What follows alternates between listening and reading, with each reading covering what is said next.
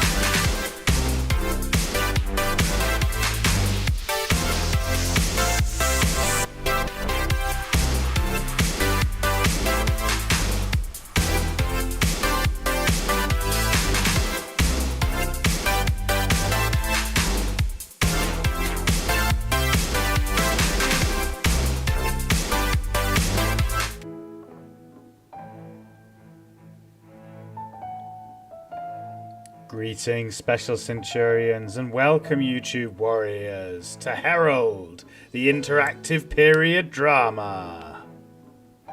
So for those not in the know, this is a narrative-driven, point-and-click adventure game set on the high seas, whose story changes according to how you play and the decisions that you make. It's kind of a blend of games like Monkey Island and the Telltale series. So Borderlands Telltale and Walking Dead Telltale, Michonne Telltale and all the others, A Wolf Among Us, that kind of thing. Books 1 and 2, so the first half of the game have been out for nearly a decade now, I believe. But the second half of the game, books 3 and 4, are being released on the 1st of May. The developers reached out to me and asked if I'd be interested in taking a copy of their game and streaming it over the next couple of days to help promote it and generate some interest. And I took a look and said yes immediately. I love the cartoony caricature art style. I like the music. I like the fact that it's an adventure game. I like everything about it. It looks really promising and looks really cool. So a huge shout out and thank you to Wisfire Art and Games Studio for getting in touch and granting me a Steam key for their game, and yeah, giving us an early access, or not early access, but giving us the chance to dive into a fresh playthrough of the game before the second half of the game drops on May the 1st.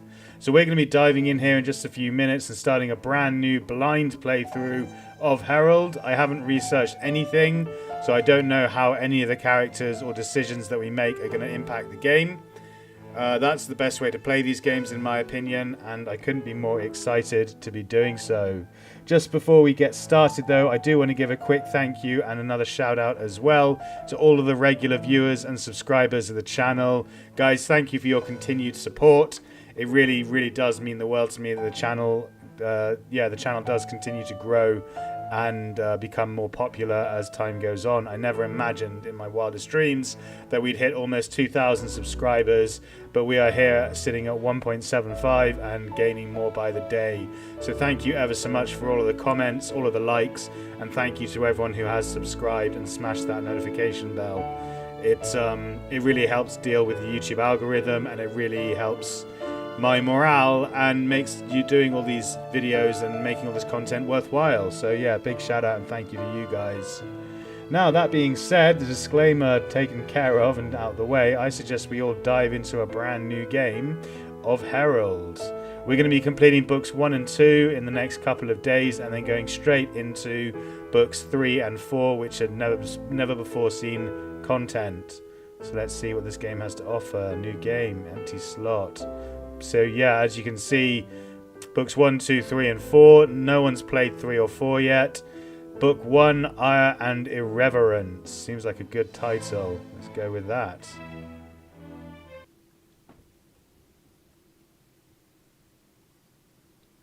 Greatly inspired by events that took place during the 19th century, this story is set in an alternate version of our history.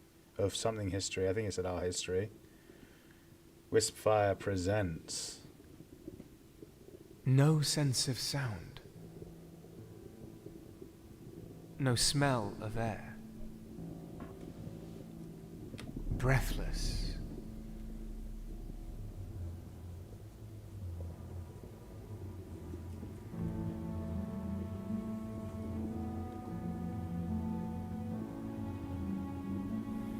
I drifted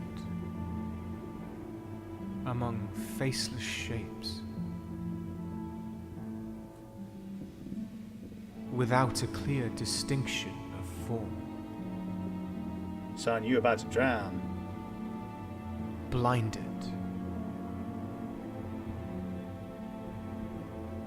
Until someone or something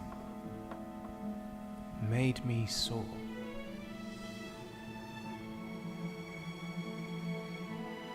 Higher and higher still I went.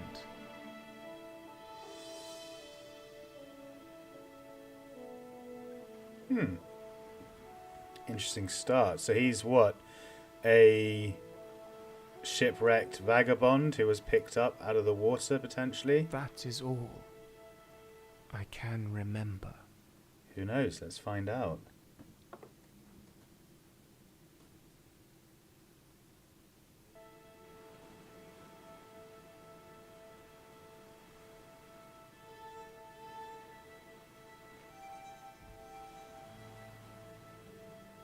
I don't believe you. The Rani doesn't believe us, apparently. Now sit down. Oi, don't be so bossy. Sit down, please, would be nice. Click to walk. Okay. I'm sorry, but you can't leave until you tell me. Where are you from? And what is it that you seek in the colonies? I came from the west and I'm looking for my roots. I'm just a lone traveller. I seek nothing. I was born here. I'm merely returning home. I have no idea. Prisoner. I'm a prisoner, apparently. Devan Rensburg. If I'm a prisoner, then I'm probably not born here. I'm just a lone traveller. I seek nothing. Let's go with that. What does it matter? I go wherever my feet take me, and I seek nothing in particular. Do you or do you not swear allegiance to the Lord Protector as a servant of his protectorate? Oh, that's a lot to do on the first fucking... in the first dialogue tree, is to swear allegiance to someone. Don't we all? Yeah, don't we all? Yes, I am a servant of the protectorate. Aren't you? The Protectorate does not own us. The colonies may be inside her sphere of influence, but its people are not. You, on the other hand, were wearing their uniform. Was I now? I see. The bright blue fabric, the golden stitching. It tells me that you are part of the crew on one of their ships, probably a merchant vessel. The embroidery even says that you were the captain of that ship. Oh my. Impressive. Treat me with more respect then, lady. But what happened to your ship, Captain? I'm not telling you anything. You'll have to torture me to get it out of me. I don't know, I'm tired. I would like to rest and talk later. That's probably not going to work, so I'm just going to say I don't know. I can't remember? I've heard that excuse before. It's not going to work with me. What if I really can't remember? I could have amnesia or some kind of mental concussion, brain aneurysm or something. Why are you holding me captive? Why are you keeping me here? Locked up like some sort of animal? I'll let you go when I decide I've heard enough. That's very, water, Now, is like, this journal yours? ambiguous. Indefinite. She can just hold us here as long as she wants, basically. Where the hell did you get that? Where did you get that? Who gave that to you? It says Devon Rensburg inside. Is that you? Yes, it says so right here when I talk. So therefore, it is me. Yeah, that's me. All right. I'm Devon Rensburg. And yes, that is mine. I already know it's yours. Ah, that was a test, was it? I'll give it back to you once you've enlightened me on its contents. Ugh. Now read it for me. And remember, I expect the truth.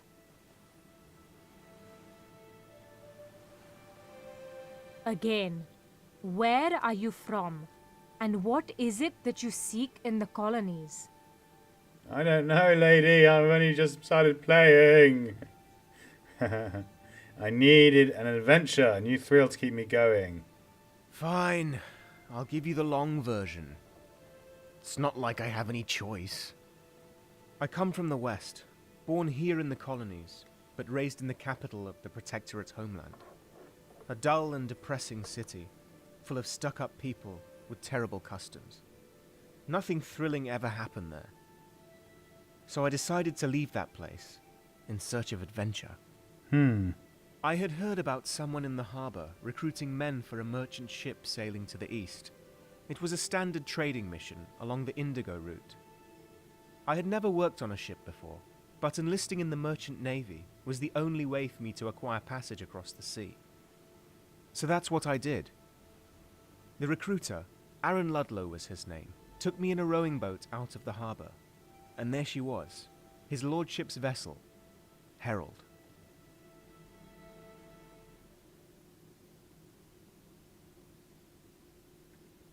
Okay, so I guess start the book one starts with us joining the Herald, joining the ship that he was just talking about. And then maybe in the later books we play as... we start from where we just were and play on, I should imagine. This is like a recap of the adventure that he was on when he was found in the sea. So it's probably going to end with us drowning.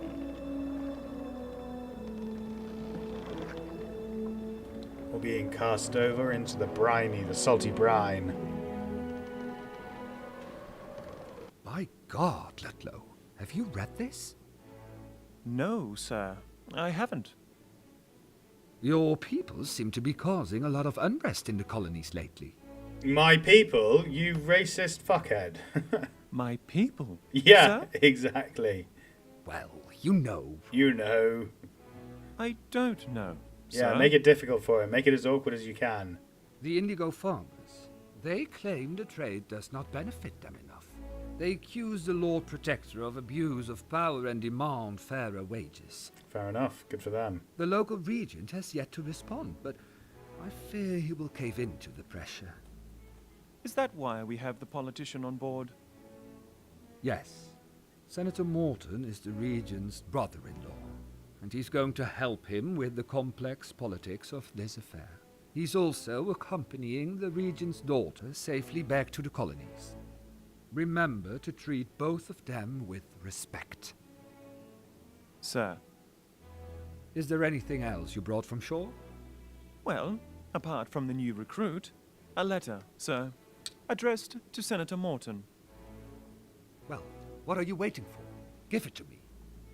But, sir, it's not your... It's not your My letter. My rules, Ludlow. You know this. Oh, this guy's just got Besides, no I don't honor. think Mr. Morton has anything to hide from me. He better not. Of all May the I scheming... remind you, he is a protectorate official, sir. And so am I. Cornelius Hendricks clearly can't be trusted, the captain. You there. What do you think, boy? Should I open the letter or not? Oh, so this is us again. Yeah, cool. I told the captain to open the letter. I hadn't expected the captain to address me. I warned the captain not to open the letter. Oh, this is just like... this stresses me out, chat. Like, doing this blind makes me wonder... Because, like I said earlier, the story adapts and changes to the decisions you make and how you react to the characters. So, like, the fact that I don't know what I'm, like, getting myself into with any choice means I just stress the fuck out whenever I get to make a decision.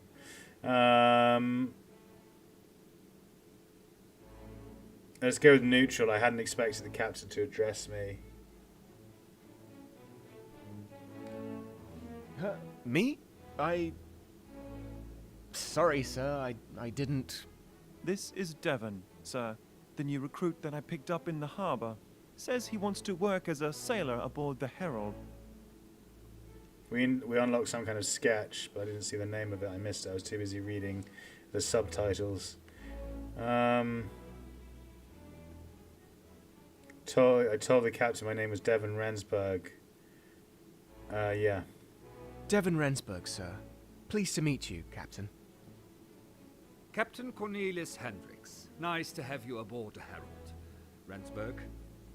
I assume you understand that there are rules here. Officer Ludlow will give you the lowdown on them during your tour of the ship. There don't seem to be many rules if the captain flouts, like, secrecy of letters and things like that. Sir, I have other... But first, Ludlow, I'd like you Or to I should find say- Senator Morton and send him here. I need to talk to him about his letter. Confidentiality of letters is a better word, not secrecy. Be quick about it. I'll send Rensburg off to you in a moment. Yes, sir. Be sure to see me on deck, Devon. So then, Rensburg, I take it you must be returning home to your family? To your family!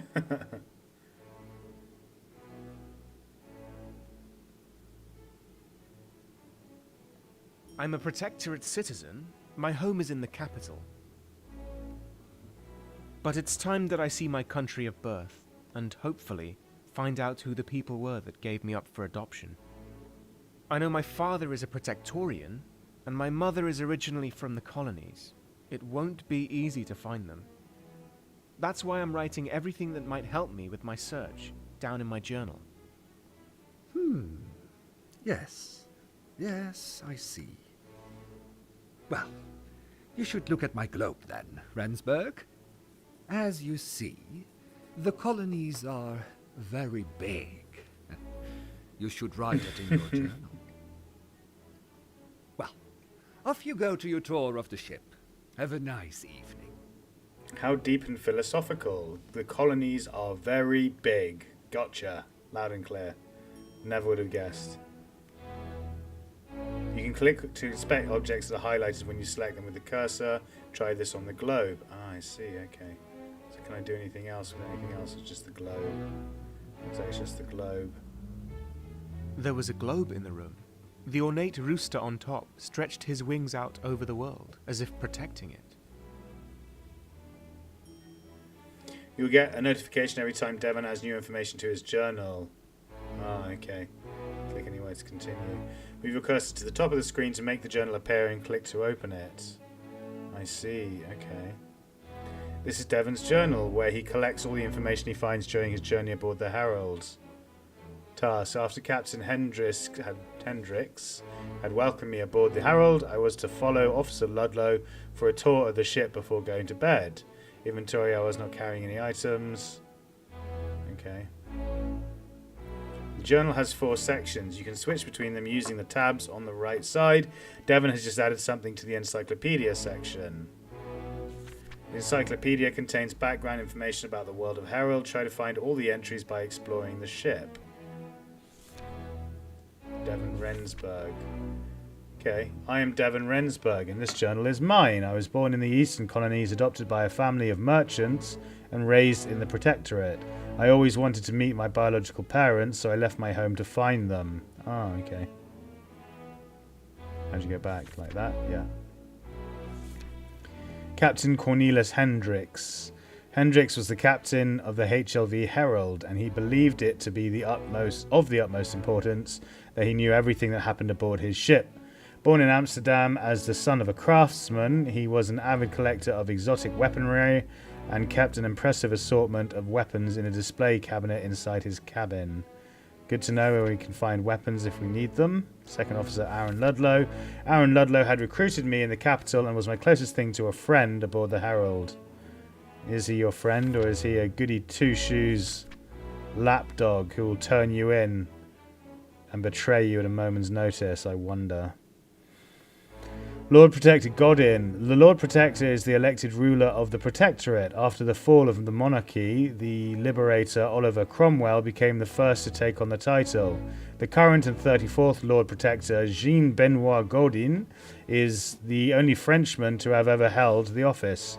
Godin is known for his progressive policies, few of which he has been able to actually push through due to overwhelming rebuffs from conservatives. Bloody conservatives. They ruin everything. Regent Jonathan Vesey. Coming from a family of famed politicians, Vesey's ambition knew no limits, becoming regent of the Eastern Colonies at the age of 39, the young age of 39. Vesey was known by many as a model protectorate gentleman. His daughter Tabitha and brother-in-law Senator Morton were both guests aboard the Herald. I guess we'll meet them later. The Herald, nothing in there. 0 out of 7, so this is 5 out of 16 on people, okay. New antiques. Captain's Globe, 1 out of 7. Captain's Globe. The provinces and colonies of the Protectorate cover Europe, Australia, the lion's share of Asia and North America, and parts of the African coast, that is, if you believe the maps. Cartographers are usually optimistic about some areas that are still contested. If a colony adapts sufficiently to protectorate laws and customs, it can eventually aspire to the status of province, granting it a measure of independence and a say in global affairs. Okay. This page contains your current task and additional notes that will help you figure out what to do next. Okay, we were on there. So this is the map. The map shows information about all locations that you have already visited. You can use the buttons at the bottom to switch between the ship's 4 decks. Captain's cabin, I guess it's there, the highlighted one. The largest and most luxurious cabin on the ship, of course, belonged to Captain Cornelius Hendricks. There, the captain spent most of his time there when he wasn't inspecting the crew's work. So top deck, weather deck, tween deck, cargo hold. Okay. And then you just click off. Alright, I see. Workshop galley. Okay, yeah, cool, gotcha. And what's this? In the sketchbook, Devon keeps track of the decisions he made in the story. You've already unlocked the first one. All sketches remain visible during future playthroughs. I let the captain read the letter. Ah, I see. Okay, yeah. Interesting. So it keeps your decisions. Yeah. So okay. So you can remember what decisions you made in each playthrough. Cool. Okay. Have a look at the other tabs and click outside the journal to close it and end the tutorial. Yeah, I did that. Okay.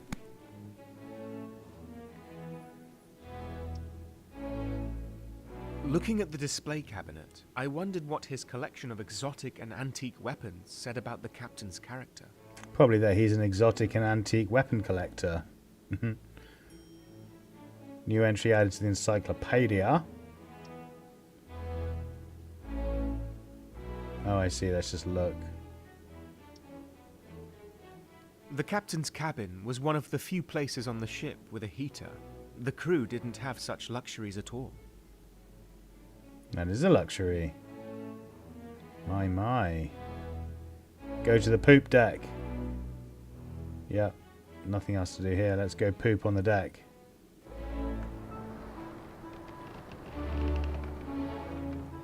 Oh, well, I would assume he's reading your letter right now, Mr. Morton. I sincerely hope you're joking. No, on the contrary, sir. At sea, the captain makes his own rules. As far as I can tell, our captain is king on the Herald, sir. The crew, his loyal subjects.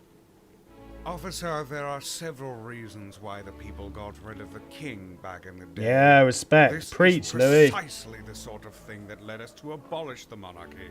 Yeah, testify. I'm going to have a word with Captain Hendricks now. Please carry on.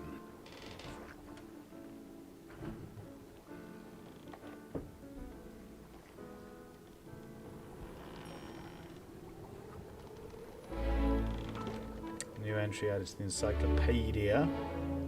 Is that people? No, that's the map. Encyclopedia is this one. No, this one. There it is. Yeah, it's people. Senator Louis Morton. Senator Morton was the Herald's most prestigious passenger. Born into a family of doctors, he now pursued a successful career in politics. Okay. And what was the other thing? It was the antiques that I looked at, right? The weapons cabinet. Early expeditions into the numerous jungles of the eastern colonies led to violent conflicts with the local population.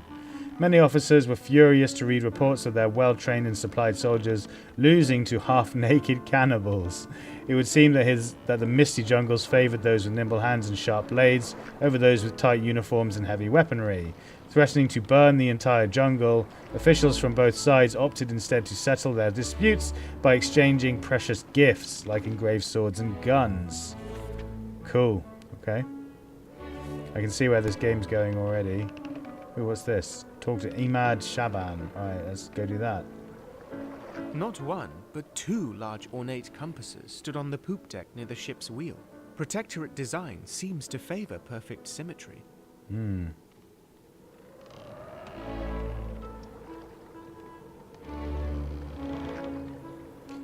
The captain may seem a bit gruff sometimes, but he's a good man, cares about his crew. Okay. I was quite often tempted to take over the wheel and sail us on a random course towards adventure, but that wouldn't have been a smart move. No, you'd probably get hung, drawn, and quartered for that, son. Alright. Go to the weather deck. Area unlocked in the journal. Good.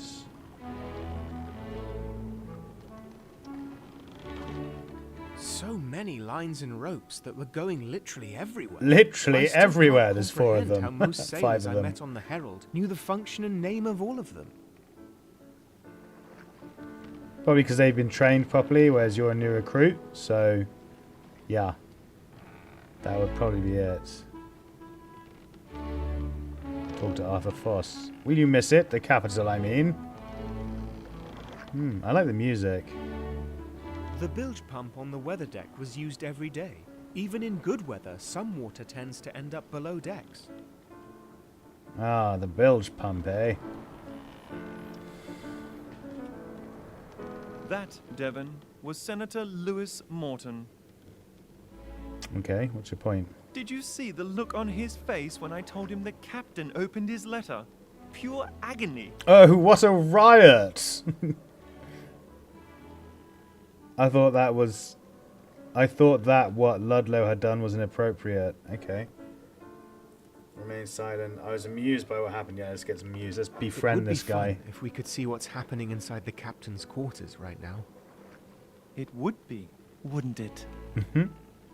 People have a hard time adjusting to life outside the capital. On the open sea, the rules tend to change, but customs don't change with them.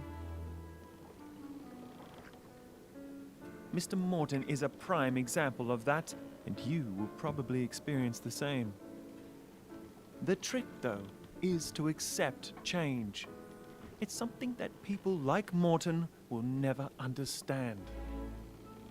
But you might.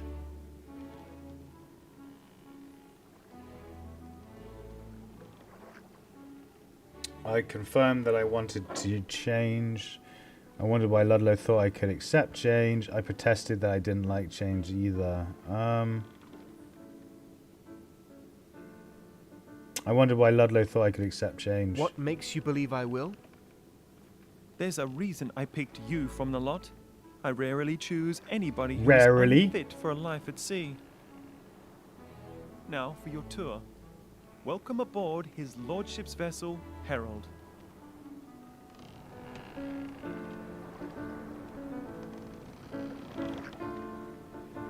A Cromwellian-class Protectorate clipper launched in 1851. As one of the fastest sailing ships in the mercantile fleet, she can reach a top speed of 18 knots. During her short life, she has already set multiple records sailing to the colonies and back along the famous Indigo route.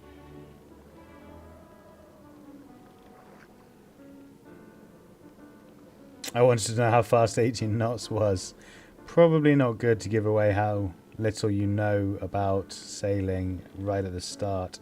Let's show some interest. Let's show some keen What records curiosity. did she break? Several speed records, of which the most important one was the race against the DeWitt-class clipper HLV Crowing. The Herald beat her by 3 days on a return voyage from the colonies to the capital. She set a record time of 78 days, 5 hours, and 16 minutes. Now let's move on to the deckhouse.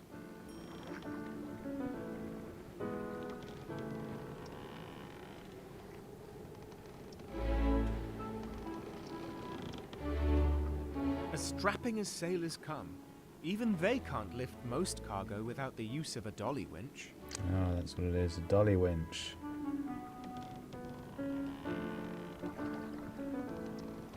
Quangsway? You think hauling up the sloop would be an easy task, but it looks like you'd be wrong. Why would I think that?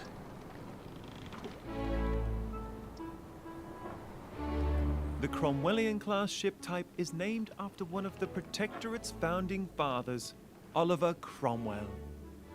These ships are merchant clippers, built with trade in mind. Making money is their sole purpose. The Herald is an indigo clipper, which means she mainly takes shipments of indigo powder to the Protectorate homeland. Indigo powder, is that gunpowder, I wonder? With this powder, we make the paint that coats the hulls Oh, of our ships. never mind. And the dye that gives the fabric of our clothes its bright blue hue.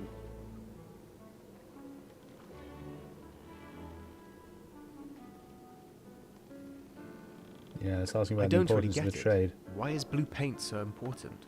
You've lived in the capital, Devon. Never noticed the rooftops of its buildings or the clothes of its people? Everything has been colored blue there. I'm colour blue blue and touches I'm so a much diva, that the but I Protectorate holds love dear. Yeah. And indigo is made from a plant that produces the only known blue dye that withstands heavy wear. Until anybody finds a cheaper substitute, the indigo trade remains an invaluable part of our economy. I never really thought about blue dye in that way. Sounds like a huge undertaking. It is, but that's not without reason. After all, the Protectorate is built upon free market principles that foster progress through supply and demand. Its people get paid an equal share for the work they do, and with this money they are free to do with as they wish. I am not fond of life on shore, but even I can see that the system works. For most people, at least. Now, onto the bow of the ship. Most people who aren't poor. No, door's locked.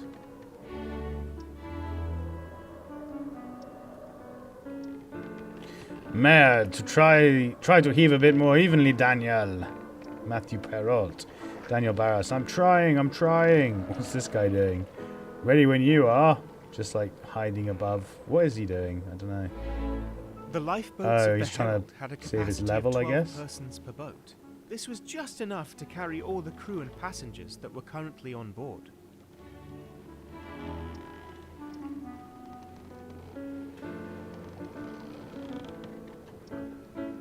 Taking a short break to get water from the scuttlebutt was usually just an excuse to congregate with fellow sailors. I was wise enough not to stretch this privilege, not wanting the captain getting cranky with me.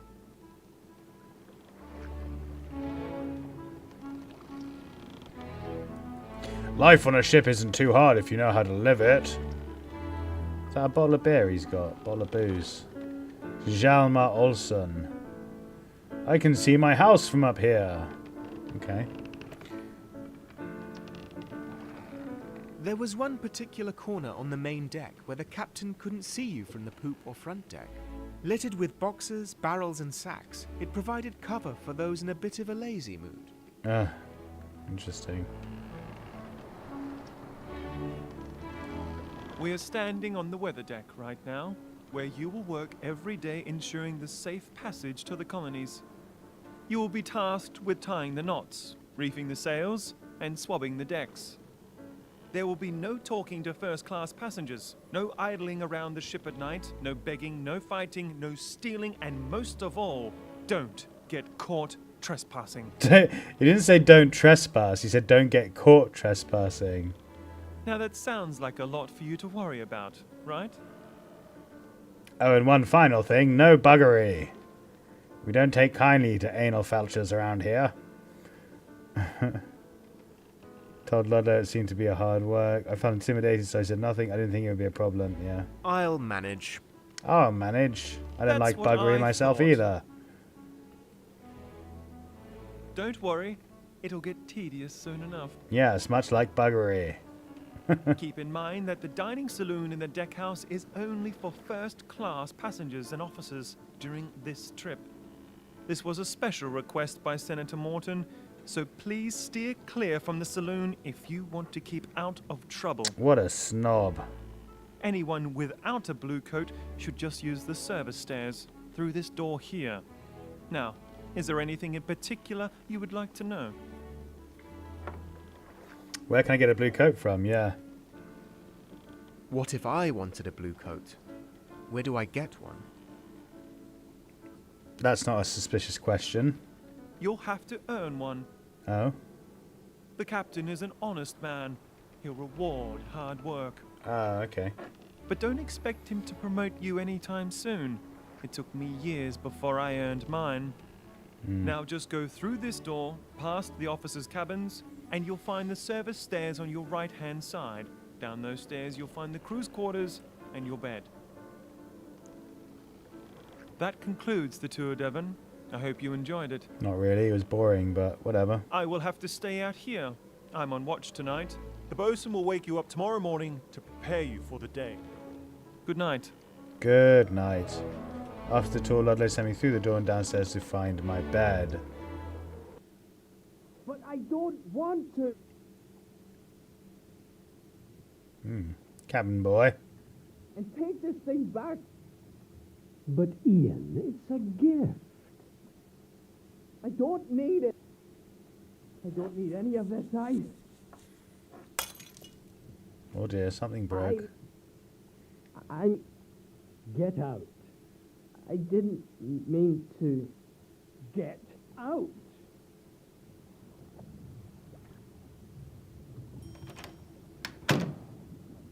Okay, let's check the encyclopedia, the new entries. Captain's Globe, Weapons Cabinet.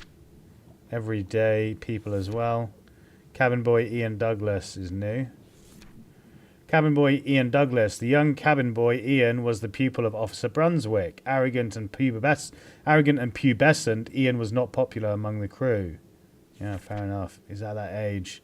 First Officer Rupert Brunswick. What is that? Oh, it's a telescope or a periscope or whatever they're called. Telescope? Yeah. Brunswick was a celebrated navigator and oceanographer and a former apprentice of Francis Beaufort. As he was a man of prestige, many of the crew preferred not to get in his way. Okay. Antiques. No, nothing new there. Every day. Nothing new there. Okay, it was just those two people. The barrels were filled with rum. I wouldn't be surprised if they were placed there on special request. Ooh, rum barrels, eh? Well, we know to get liquor from if we ever need it. What's that?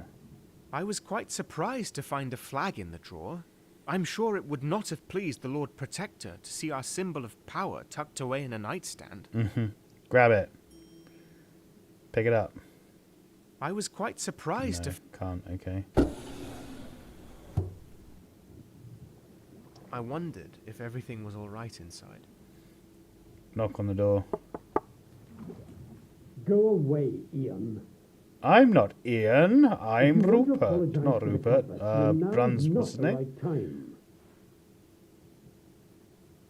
Devan. Rensburg. That was it. Rensburg. Introduce myself as a new sailor. Excuse me, it's Devon Rensburg, sir. The new sailor? I just wanted to check if everything was all right. Rupert Brunswick, first officer and navigator. Nice to meet you, Rensburg. Welcome aboard. I'm Thanks. sorry for my tone. I didn't mean to be rude. I do appreciate your concern.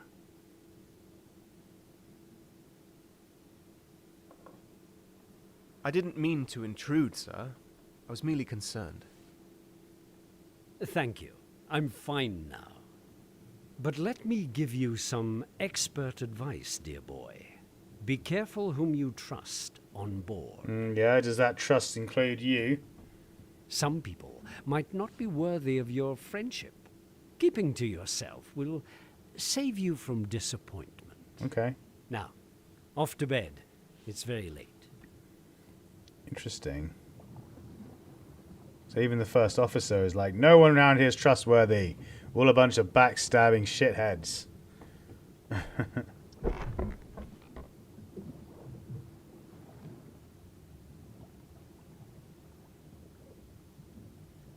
I know you are out there, and even though Mother taught me to address you properly, I know your language is different from ours. Please, hear my prayer. Listen to my heart.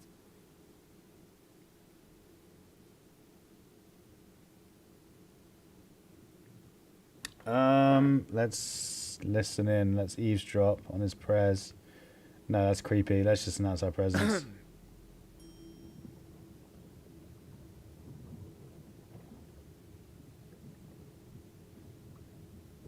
Everything's locked. What's this? Few people on land know about the strict rules in the Navy. Being a sailor requires discipline and a great deal of respect for authority. For authority. Be punctual, be responsible, care for the facilities, care for your fellow seamen, comply with the rules. You don't say. Okay. New entry added to the encyclopedia. Every day. Folded protectorate flag. Oh, that's new. Okay. When the French Revolution solidified the power of the protectorate in Europe, the empire needed a powerful symbol of unity within its society. Blue, the color of the French revolutionaries, was an obvious choice. Now the official color of the protectorate is said to symbolize the oceans and the boons of overseas trade. Others say it symbolizes the night sky, referencing the protectorate's wish to shoot for the stars. There's no one true answer. What it counts is what it means to you. Okay. Documents. Rules list for sailors. Okay. All men on board a ship depend on each other for their lives in a very real way. Offences like falling asleep on duty or refusing to follow orders, but also relieving oneself in board, are punished severely because they threaten the safety or health of the ship and her crew. Still, naval punishment tends to be a little less severe than that on the shore, as sailors are a scarce and valuable resource that no captain would waste. Okay, good to know. So I can flout the rules, can I? Something to look at in here, perhaps? Just that. I'll admit I did consider trying on the blue coat, but the chance of someone noticing was too high. Okay, so there's a spare blue coat in the cupboard. Good to know.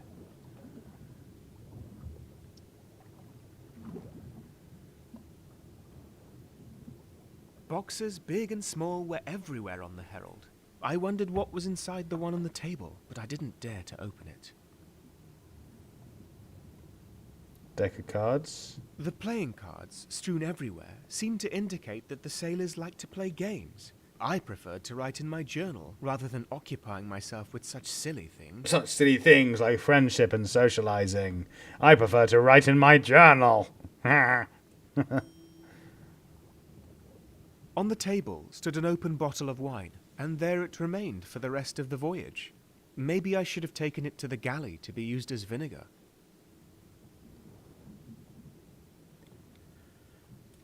The apples reminded me of home. Looking out of the window of my small room, I used to dream about this journey while staring at the fruit trees in the garden. And now you're on the journey, you're staring at the fruit on the table, thinking of your garden. You don't fit in anywhere, do you, son? Let's talk to Ian. Oh, I hope you didn't hear. Never mind, I don't want to talk right now. Alright, you little stroppy little bastard. Oh, where's my bunk? It's like okay, here we go. I think it's over here. Now I've come around the corner. We can look at this. I had dumped my own luggage above my bed. It was a huge chest, but there was barely anything in it. Okay. So this must be the bed. I bet there's another sailor there.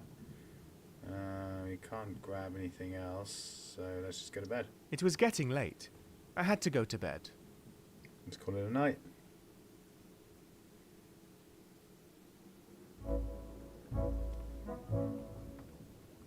All hands on deck. The sun is out and breakfast is served on the gun deck. You too, boy. Ian! Oh, I'm not well, sir. No one likes a crybaby, Ian. Get to work. It's probably the food from last night. I don't really feel like eating anything right now. Oh, really? Well, I don't trust Andres Bangers and Mash either. But you won't make me believe that they made you sick.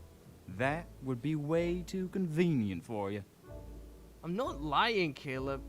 My stomach tells me that something's wrong. That's Mr. Haywood to you, boy. And I know exactly what you're thinking.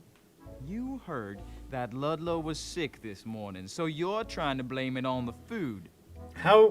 What? That's such bad logic. He was in bed asleep, and you came and woke him up. And then you're like, well, you heard that Ludlow was sick. No, you're the first person to tell him that, clearly. Nice try, boy. Now get up and start running. No, I won't. You can't force me. I'm going on strike. Ha! Don't make me laugh, kid. You wouldn't last a day. Exactly. I wanted to know what was wrong with Ludlow. Is Ludlow really sick? What does he have? He looked fine yesterday. He looked kind of pale when he went to bed last night. Probably seasick or something. You the new guy. Rensburg, ain't it? I'm Haywood, the bosun on this here ship. You should report to Officer Brunswick at the helm. Needs his boy to do an errand for him. But since this wretch won't get out of bed, maybe you ought to do it. You up for that? Yep. I moaned that I suddenly felt sick too. No, let's do it. No problem, Haywood. I'll get right to it. Let's seem keen and enthusiastic. Just follow the instructions Officer Brunswick gives you. Okay. Now, off to the helm with you.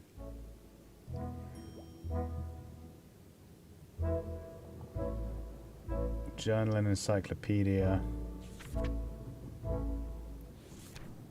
New everyday journal. Ian's playing cards. Men and women of all ages love to play popular card games such as Faro, Cribbage, and Bezique, but generally only grown-ups are allowed to gamble with them. A good gambler knows which opponents to take on and which bets he or she should pick, because it is common knowledge that a game and a glass of rum have the potential to spiral down into an all-out brawl. Ian would probably have known this since he had been a sore loser in many a round. Oh dear. People... Boatswain Caleb Haywood. As boatswain of the Herald, Caleb was responsible for maintaining her hull and supervising her storage. Hailing from the American Protectorate territories in the west, Haywood seemed to be a little brasher than most Protectorians. Let's go up to the poop deck again.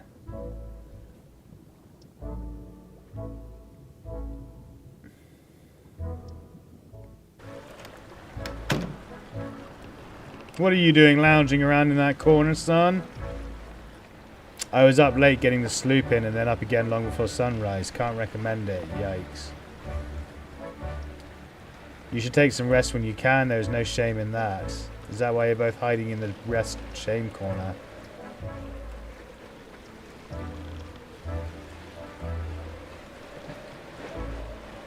Oh dear. I'm seasick again. Gross.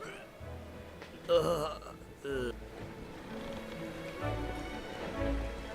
you talk to him? No, I'm not feeling well. I should get used to the scene a few days. I'll have to. Yes, you will have to. Boatswain, Dr. Nicholas. Oh, he's the doctor. That's ironic. Gayrig was the Herald's physician, and ironically, ironically, also one of the ship's most ailing passengers. The doctor was not accustomed to life at sea, so he was often seasick, especially during the first week of our voyage.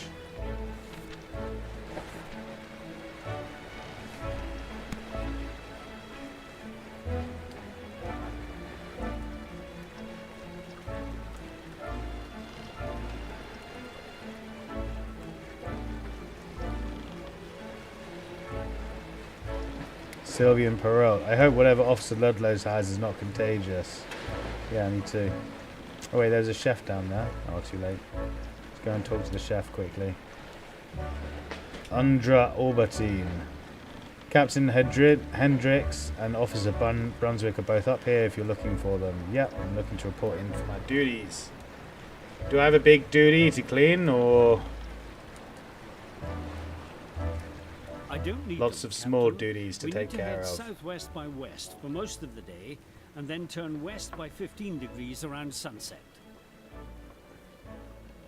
Might I suggest we raise the studding sails to maximize our speed? I still want to see them, Rupert. Where is that boy of yours? Get him to fetch the maps. I haven't seen him this morning.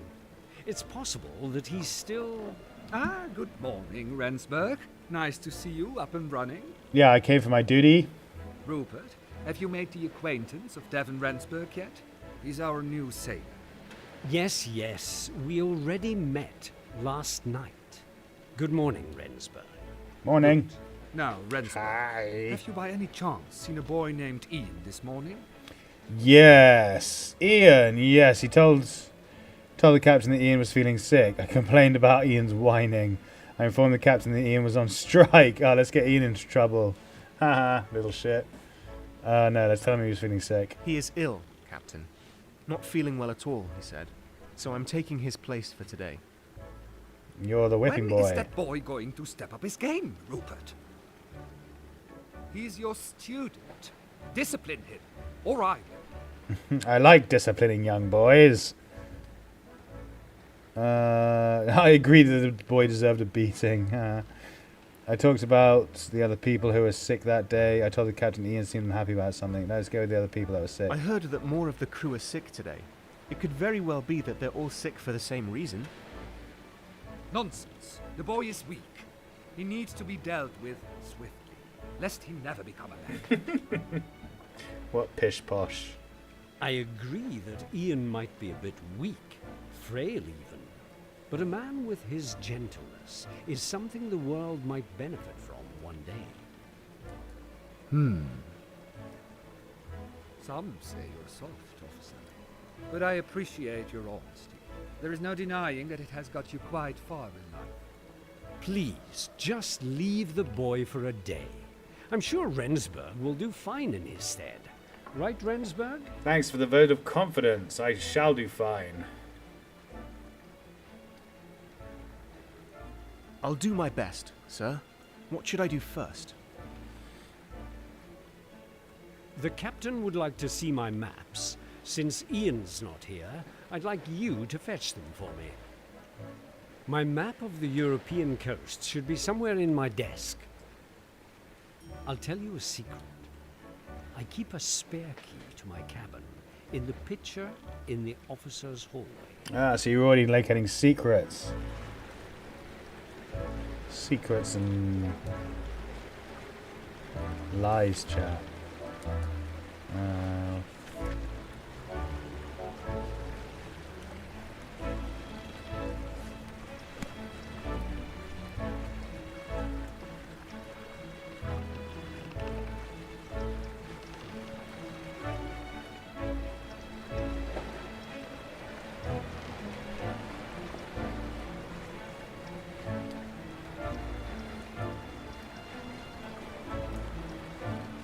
Oh, gross. Disgusting creature.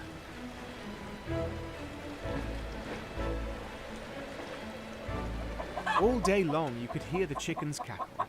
Though the meat was reserved for friends of the captain, their eggs were a special treat for the crew at weekends. Special treat, eh?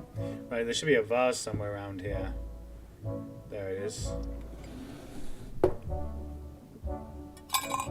The pitcher contained a spare key to Officer Brunswick's cabin. That's subtle. No one would ever find that there.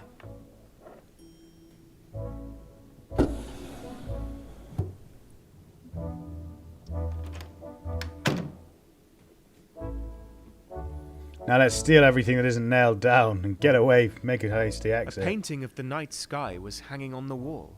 The use of colours was striking. How striking, yes. One of the paintings on Brunswick's wall was a depiction of the Battle of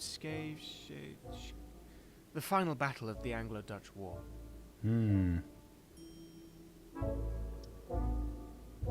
One of the paintings depicted 3 white boys playing with a ball in a sunlit square. Okay.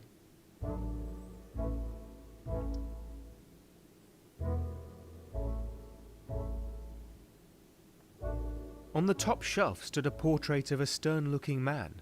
I later learned it was Brunswick's mother. Brilliant. I was surprised to find Brunswick's spyglass in here. You'd think a navigator would keep that with him at all times. The entire bookcase was devoted to poetry. Among them were some of the most famous works by Shakespeare, Byron, and Poe. Well, Edgar Allan Poe, probably.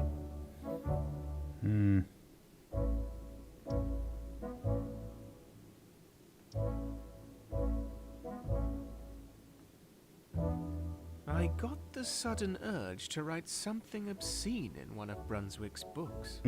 I realized that this was an incredibly stupid idea.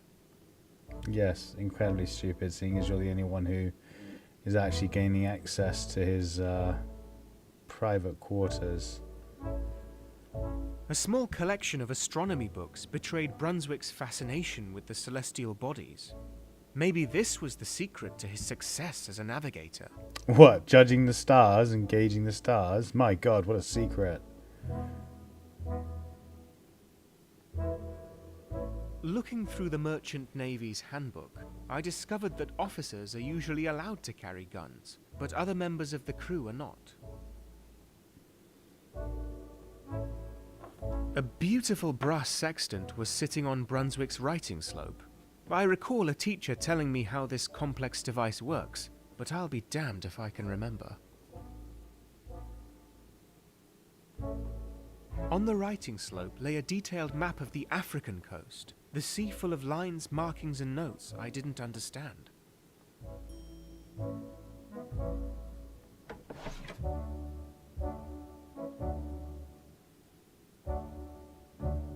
Oh, the broken compass. A broken compass lay shattered inside Brunswick's desk. It was a shame to see such a delicate object destroyed.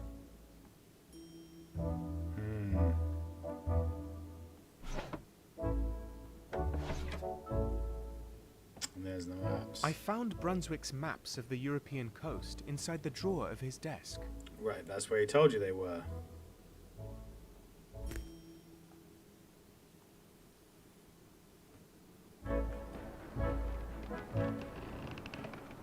What took you so long? Were you lost? My cabin isn't that big, you know. I was writing obscene words all over your books, that's all. Nothing major. Apologise for being slow. I'm sorry, sir. I'll ensure that I'm faster next time. Ian would have done such a simple task in mere seconds. Ah, no, my arch nemesis Ian. The 7-year-old boy that keeps thwarting me in my every move. Give me the maps, Ransburg. Well, that's convenient. According to these calculations, raising the studding sails might double our speed. Ransburg, find Boatswain Haywood and ask him where he keeps his studding sails. He's probably somewhere near his workshop.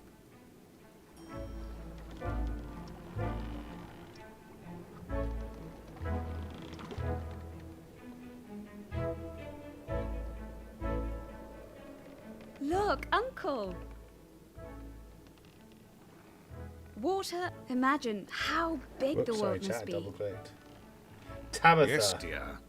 Yes, dear.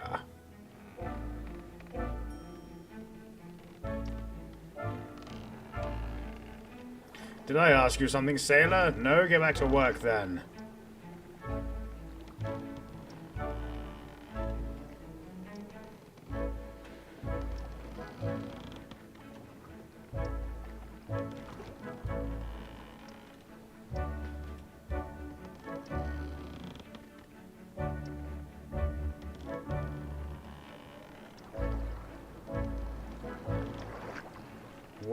Where did it say he was? Let's take a look again. People. Lady Tabitha Vasey. Tabitha was the daughter of the regent of the Eastern Colonies.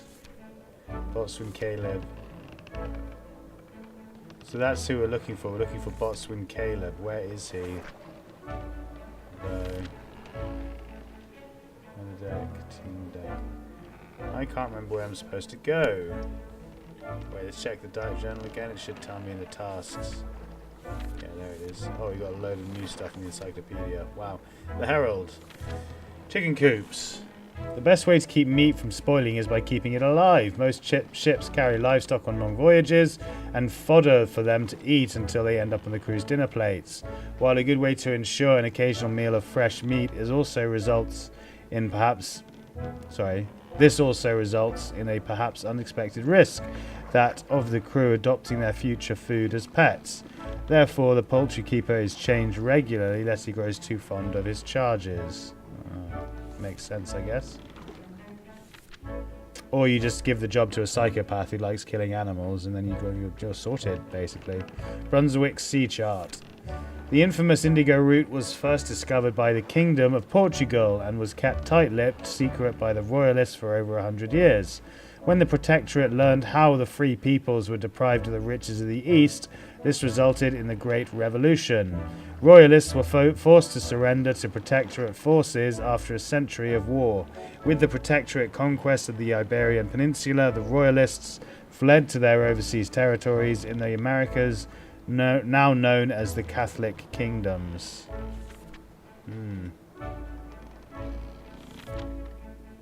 Pictures. The Anglo-Dutch War. The Anglo-Dutch War ended with the victory of Protectorate England over the Dutch Republic in the Battle of Scheveningen in 1654.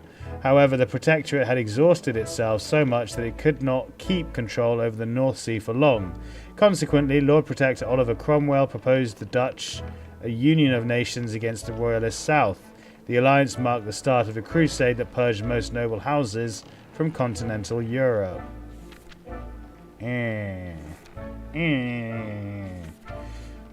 Brunswick, broken compass, and the spyglass. Let's do the compass first. Protectorate sailors hold the belief that a compass adorned with rooster leads its owner to great discoveries. This particular compass once belonged to Francis Beaufort and was given to Brunswick in his younger years. As an esteemed hydrographer, Francis is credited for inventing the Beaufort scale for the indication of wind force. The 4 cardinal directions were originally named after the ancient Greek gods of wind, which is why we still sometimes call a compass a windrose, do we? I didn't know that. Okay. Brunswick spyglass. Since the early 17th century, famous individuals such as Galileo, Newton and Kepler have experimented with telescopes, developing their own variants and improvements. None of them, however, were able to fix the issue of chromatic aberration, distortion of the image's colour. It wasn't until 1758 that the famous Protectorian entrepreneur John Dolland, under the guidance of the Protectorate Society for Scientific Endeavours, developed and published the first achromatic telescope, which finally remedied the issue. Oh, cool. Bit of history for you there, guys.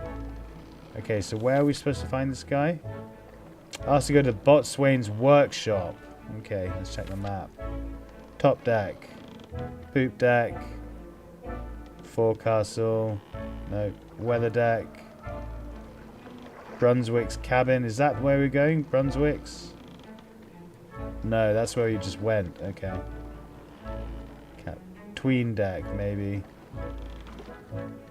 Cruise quarters, the galley, workshop. That's probably it. It's probably the workshop on the tween deck. Cargo hold. Yeah, so we need to go to the tween deck. However we get there. Go to forecastle, no.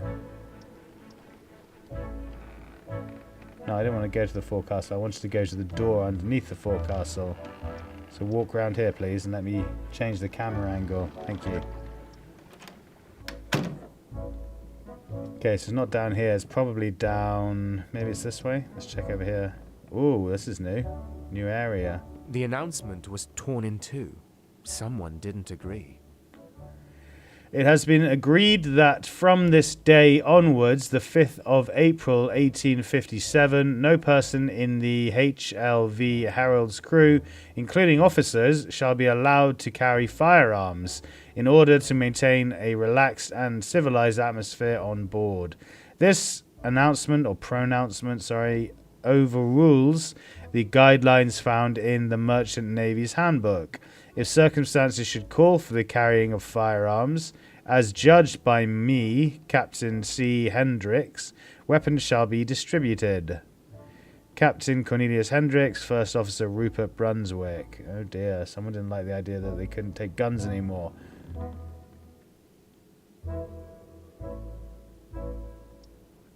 It was a peculiar place for a sink. I suspect it didn't fit in the officers' cabins. God forbid that officers have to use the same one as the rest of us. Yes, God forbid it. God forbid it. Be an outrage.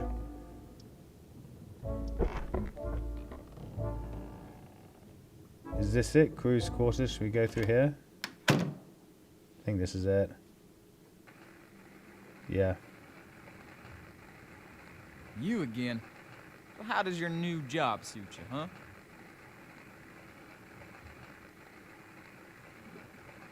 Enthusiastic. I'm doing great. I like being on the ship, and the work hasn't been that hard so far. So far, he says. Well, of course they wouldn't trust you with hard work like mine. Yeah, skilled manual labor takes time to build into. This is your first rodeo, kid. So, what do you want?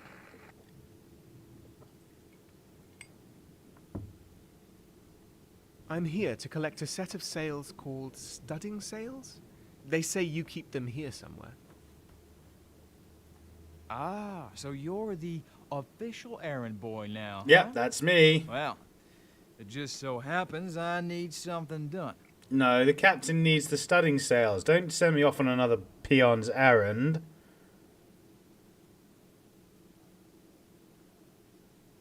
I didn't want to do anything for Haywood, yeah. I'm not going to do anything for you. Just give me the sails already. Yeah, give me the sails. Hear me out, will ya? We got a real problem down here. Currently, my only problem is you, Caleb. Give me the sails or the captain will hear of your insubordination. You'll get Someone been flogged. sneaking I'll around flog my you with my office. massive schlong. The key to the weapons cache was in a different drawer than usual. Uh-oh. So I checked the cache and discovered I am missing a 51 Colt Navy. What? Someone's armed? That can't be good. There's a psychopath on the loose. If the captain finds out, we'll all be held responsible. So we need to find that thing before he gets wind of it. Oh, okay, so I'm going to go tell the captain now. Yeah. Why do I have to do this? Why aren't you going after the culprit yourself? Yeah. Why not? You think I got nothing better to do? Let me tell you something, Rensburg. You'll need allies on this ship. This is a good opportunity to prove to me what you're worth. I'm too busy right now, so I really need someone else to fix this. The crew will How owe you one convenient. if Too busy, you can you return say. that gun safely to me. Now, go and find out who stole that thing, will you? And be careful what you ask people. We don't want to cause a panic now, do we? Maybe I do. Maybe I do like causing panic. Can we read the journal or whatever this is? I wondered what him reading an amorous tale of the chaste loves of Peter the Long said about Caleb's love life. Funny. Oh, an old I imagined Haywood sewing sitting at the machine. sewing machine, sewing a pretty dress like a dainty old lady. My nan had one of these sewing machines.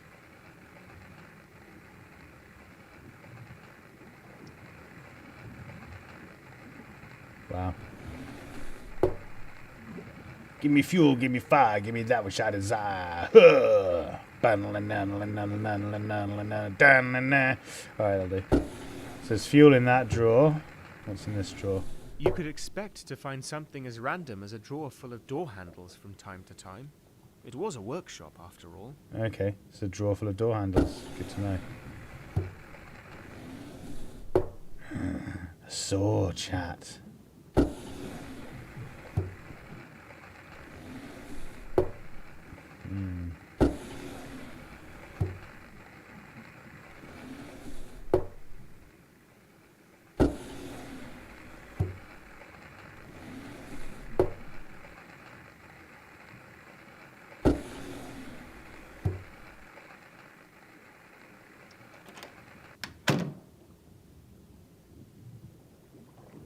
Oh, Brennan O'Brien, or Byrne, seems ill as well. Ian seems to be feeling better. I met him on the stairs. I think he went outside. Why are you feeling rough, though? You obviously have your hand in your palm and feeling awful or something. How's the weather? It looks promising when I went to bed this morning. Yeah, it's fine. Let's go upstairs. Let's go back to the captain quickly before he gets pissed off with us dilly-dallying. Oh, shit. Hello. Rensburg, what are you doing up here? Shouldn't you be getting those seals? I'm on the lookout for a gun, Captain. Sorry.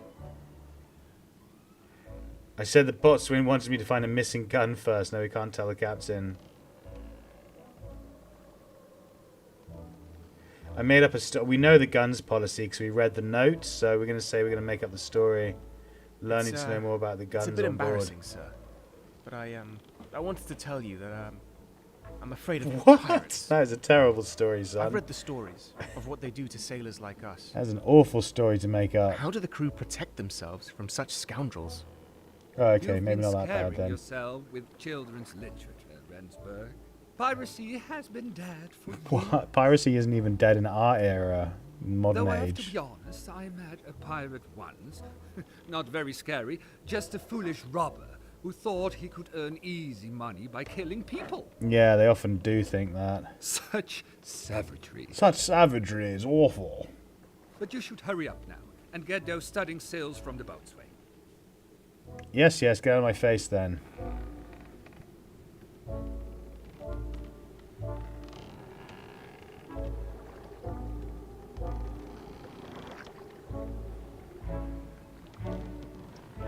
Did you take the gun?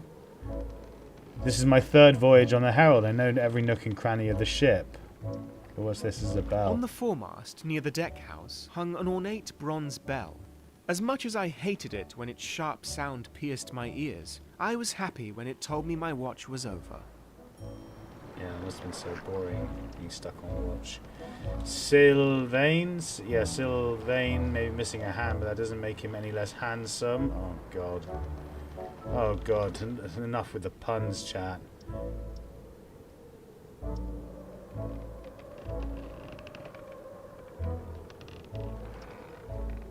The capstan is a rotating device that is used to apply force to ropes, cables, and hawsers. But I've heard that some captains tie disobedient sailors to it, with their arms and legs spread across the levers. Whoosh. And what, spin you around in circles like some kind of theme park ride? Came to tell me off too? Yeah, I came to push you over. Huh! And just chuck him over the edge.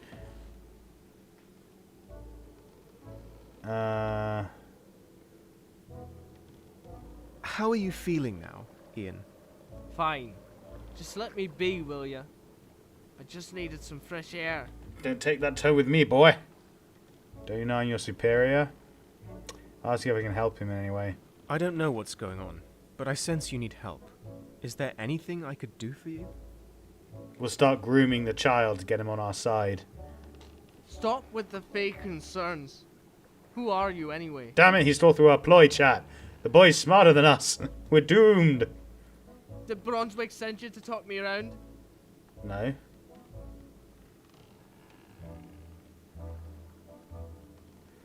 I tried to convince Ian that Brunswick was concerned about him. No, Brunswick isn't concerned about him at all.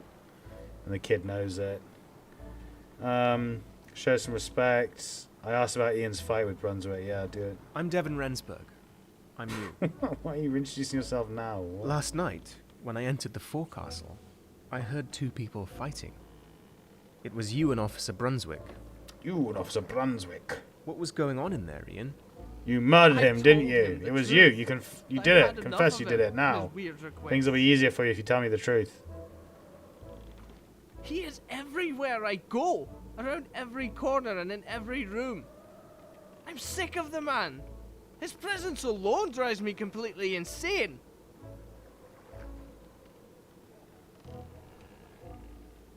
Oh, sure, it couldn't be that bad. I wondered about Brunswick's weird requests. Yeah, do that. What weird requests? Like, really weird? Did he touch you anywhere? Show me on this doll. Well, on some nights. Oh, God, he fucking doesn't. Oh, Jesus. And when I do, he'll ask me to sit on the side of his bed. Bloody hell, I was only joking, chat. Then he takes out a notebook, one that he hides for fear of others reading it. Oh, and he thank God, forces it's me something to just... listen to him reciting his Whew, corny fucking hell, I poetry. thought his story was about to get really fucking dark. Couldn't believe that was all that happened. I want to know if Brunswick was hiding anything else. I told Ian he was overreacting. Let's know if Brunswick is hiding anything else. So, you said he hid his notebook. Do you know if he hides other things too? Yes, does he play hide the pickle with you? Brunswick often hides his most prized possessions, like his compass, the one that he got as a present from his own mentor, Francis Beaufort. Ah, the one you broke, you mean? He gave me the thing as a present, but I refused. Next thing I know, it's on my pillow with a wee note telling me to be more grateful. Yeah, be more grateful, you spoiled little git.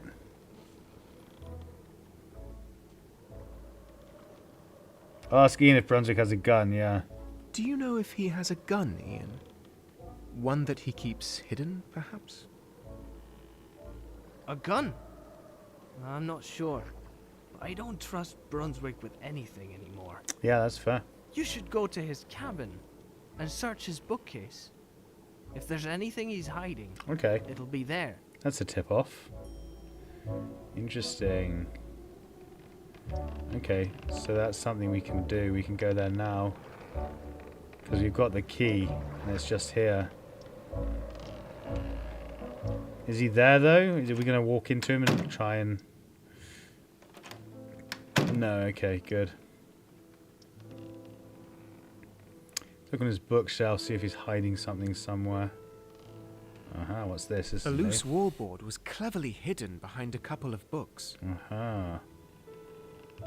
Behind the loose wallboard was a cleverly hidden compartment containing a single booklet. It seemed to be Brunswick's journal. Grab it and run!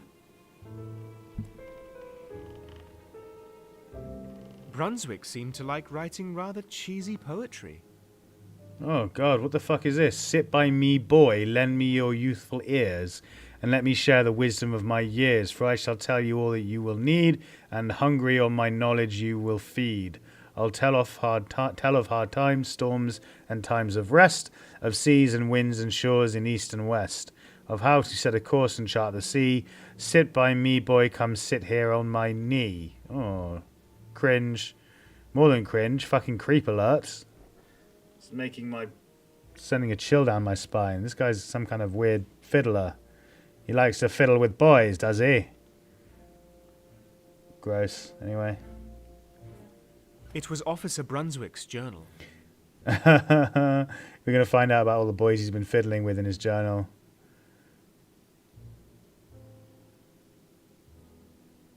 Flip straight to the end. Brunswick's last entry told about a hole in the wall behind one of the paintings. Ah, cool. Flip back to the beginning. It was Officer Brunswick's journal. Turn the page. Brunswick wrote about Ian in his journal. Look at the next page. He seemed to wonder why Ian was often angry and agitated, and he was also particularly saddened by him breaking his compass. We should probably get out of here before What's-His-Face shows up. Brunswick actually shows up back in his cabin. There was a poem and something about calculations on the page. Okay. Brunswick's last entry told about a hole in the wall behind one of the paint. Okay, close the book. Behind which painting? This one? Probably not. Probably one of the paintings depicted 3 white. Probably this one, since this is the most valued one. The paintings seemed to have been moved recently. Yeah, there we go. Behind it was a small gap between the planks. Okay. Is it a peephole? Peephole into Ian's toilet or something? Oh shit. What's that? Is there someone spying on me? Apologise, Ludlow. No? No, there's no one here. Oh, okay. I'll go back to like aiming down my gun. I never knew this was here. I'm sorry? Devon, are you sniffing around? I didn't expect you to be that kind of person. You pervert. Stop peeping through the hole and watching me. Don't want to discuss the gun through the hole in the wall. Go and confront him immediately. Look, Ludlow, we really need to talk. Can I come in? Well, all right. Just be quiet, and I'll unlock the door for you. So Brunswick does have a peephole into Ludlow's room. Before you start, please. That's so listen creepy. To me, Devon. I know it's against the captain's rules and all, but some rules are there to be broken. Are you willing to explain to me what's wrong? You seem troubled. I'm fine, don't worry. I wasn't secretly plotting to go on a killing spree tonight. That's what all psychopaths say. Until it's too late. But you never know. I might change my mind. Yeah, don't make jokes. It's not funny. Said I needed to return the gun. Wants to know why Ludlow shot himself in. May I ask you why you locked yourself in your cabin with a gun? Yeah, so you weren't planning on doing anything suicidal, were you? I hope you were not trying to... Yes. I'm not suicidal. Oh, okay, it's good. just... It's not fair, Devon. Oh dear, it sounds like you are suicidal and you're just trying not to admit it. I know the Merchant Navy handbook from cover to cover. It clearly says that every officer is allowed to bear arms. That's what this is about? You just having an issue with being ordered not to carry a gun, really? Every officer, Devon. I'm an officer. So why don't I get to exercise my rights aboard the Herald?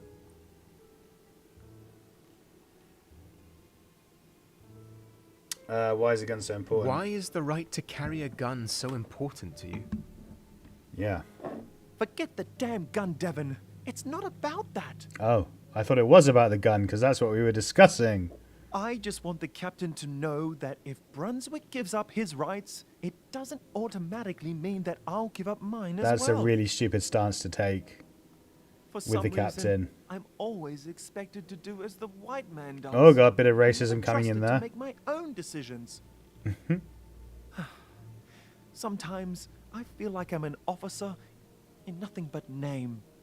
Yeah, that's probably true.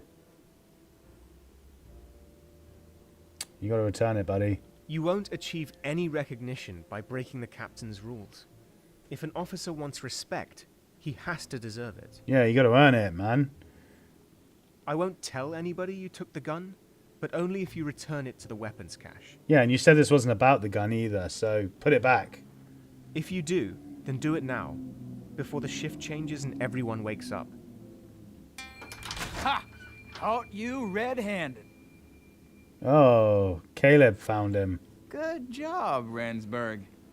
How dare you barge in here? Didn't your mother teach you that stealing is wrong? Oh, this isn't gonna end Stealing? I am exercising my rights as an officer. Now get out of my cabin. You really think that those fancy clothes give you any rights? Now, act like you're supposed to and give that back. well. Oh god, is Caleb gonna get shot? Told Haywood to bugger off. No. No, ask Haywood to calm down first. Calm down, Haywood. I think it's all just a misunderstanding. What does he need a gun for, Rensburg? It'll make people uneasy seeing him brandishing that thing. Before I became part of this crew, I was always allowed to carry a firearm. I just don't see why I can't have one now. Oh god, shut your sniveling, Aaron. Don't you're making the situation worse. I don't believe you. You're up to something. I just know it. No, I'm not. You have to believe me.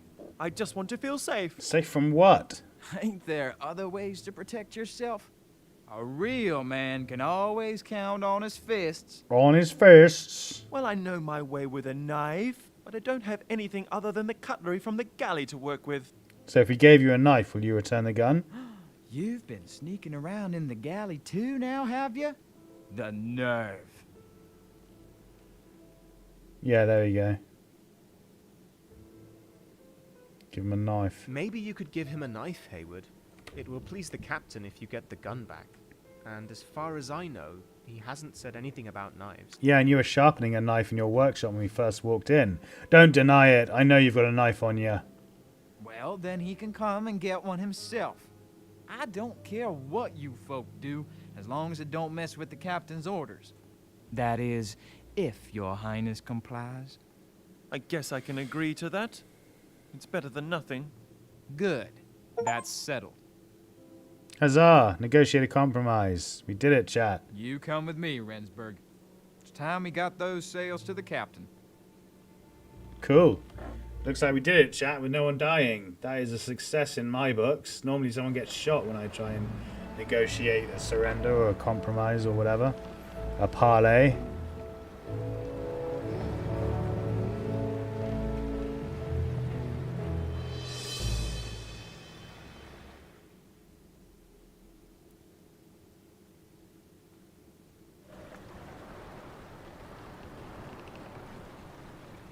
Thanks for helping me yesterday. I don't like your air quotes.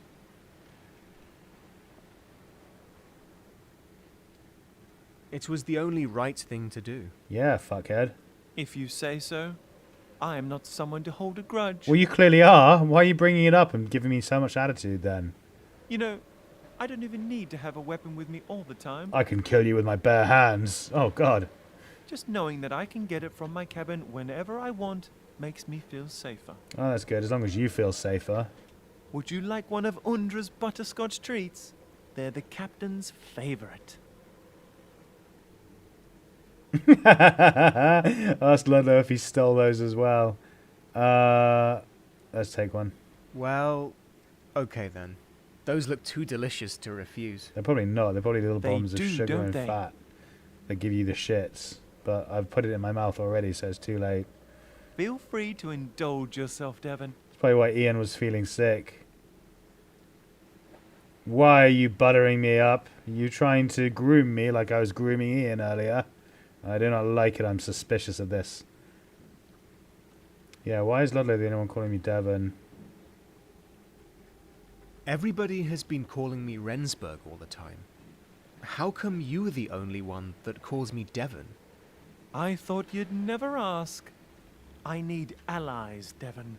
And friends can provide a kind of protection that a weapon never will. Well, at the moment you're the one with a knife, so I guess I trust Back in you the to not capital, stab I me. picked you.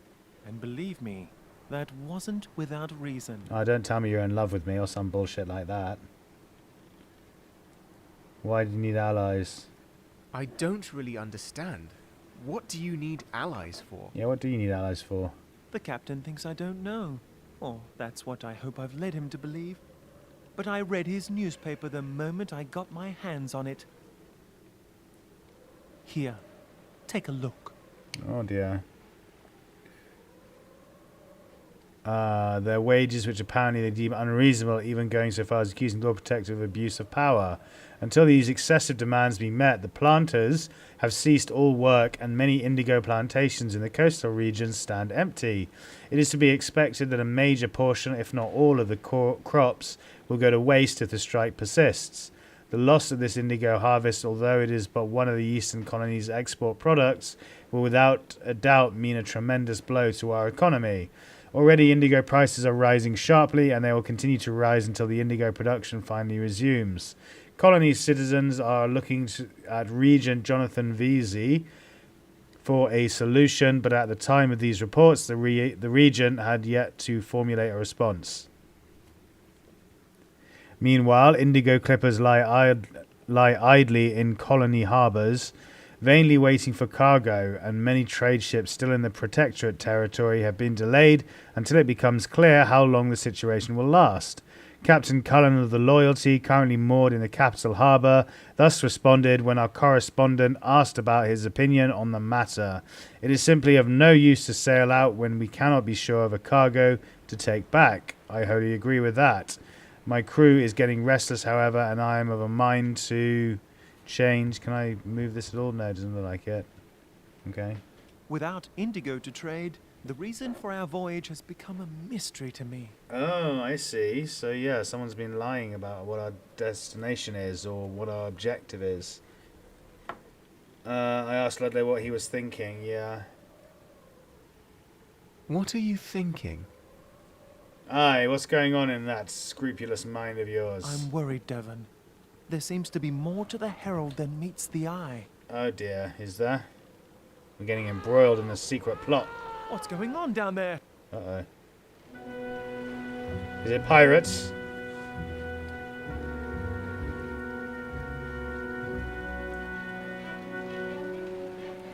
Oh shit sticks. Ian murdered someone. Don't come any closer!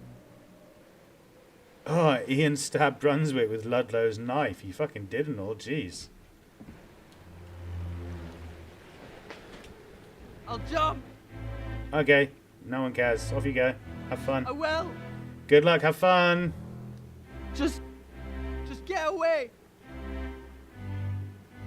I asked Ian what he was trying to do.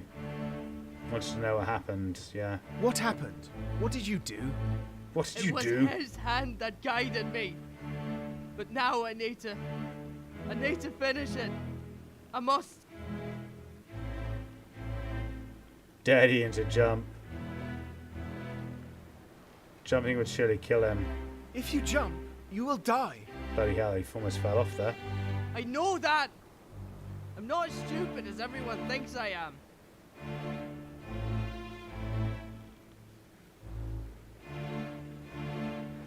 Yeah, he's smarter than this. You're a smart boy, Ian. Confused, but smart. That's patronising. Don't prove them right by doing something as stupid as this. But this is the only way. I've been shown this is the only way.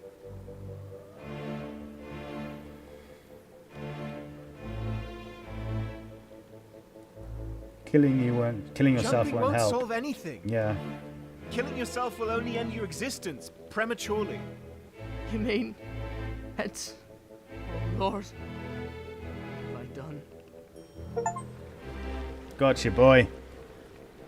Talk to you now, making a terrible mistake. Okay, cool.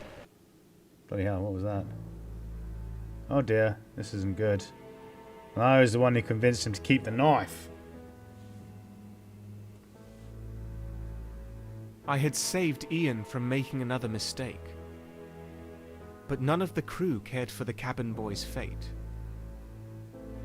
They were all too busy tending to the esteemed navigator, who was bleeding out on the deck below us. Oh dear.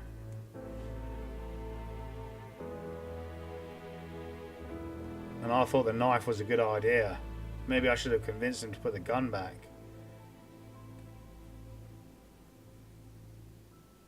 Well, that's not good, is it, chat?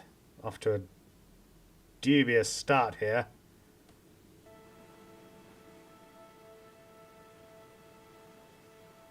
Well, it seems to me he had that coming.